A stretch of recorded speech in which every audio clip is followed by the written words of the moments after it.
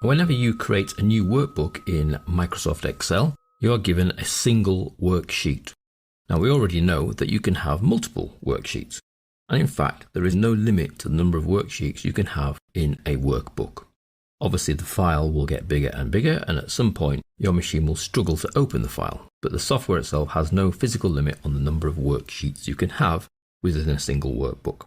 How do we get more worksheets? Well, in a number of ways. The quickest is to go straight for this big plus button here and click. And hey presto, you get another blank sheet. So it's a quick plus there and you get another sheet. Alternatively, you can right click an existing sheet and choose Insert. This will give you a separate dialog box and choose Worksheet. OK. And you'll see you then get a new sheet, but this goes to the left of the current sheet. Whereas the plus will always put you a new sheet at the end, the right click always puts you one to the left of wherever you were when you right clicked. We can use the keyboard shortcut Shift F11, which will also insert you a new worksheet to the left of the current sheet that you're in. Notice that all these extra sheets are being numbered sheet and an incremental number. So the first one we asked for was sheet 1, the next was sheet 2, then sheet 3, then sheet 4. Regardless of whether we ask for them with a keyboard shortcut, a right click, or the great new big plus button.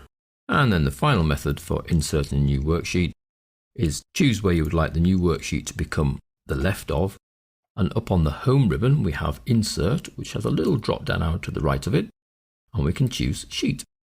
And you'll see again, just like the right click and the keyboard shortcut, the new sheet appears to the left of the sheet you had selected and it gets the next incremental number. Now removing sheets, once you've got too many like this, right click on each sheet and delete, and you'll see the sheet's gone.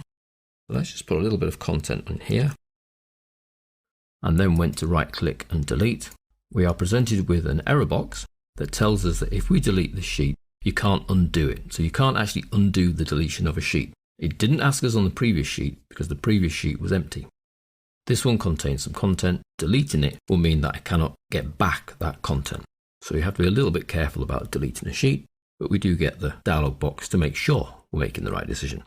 Now you can get rid of more than one sheet at a time, which we achieve by multiple selecting sheets. So if I control click more than one sheet tab, so I could pick up all 3 here for example, and then right click, the delete option is still there.